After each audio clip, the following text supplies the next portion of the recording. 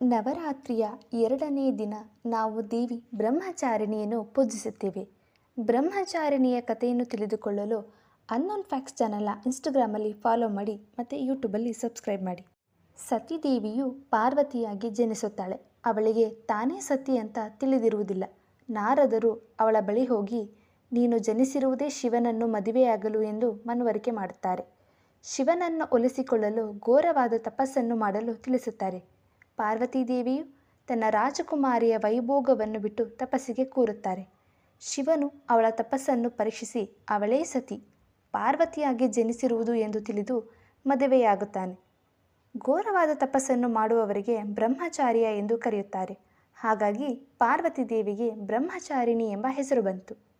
ಬ್ರಹ್ಮಚಾರಿಣಿ ದೇವಿಯು ಬಲಗೈಯಲ್ಲಿ ಜಪಮಾಲೆ ಮತ್ತು ಎಡಗೈಯಲ್ಲಿ ಕಮಂಡಲ ಹಿಡಿದಿರುತ್ತಾರೆ.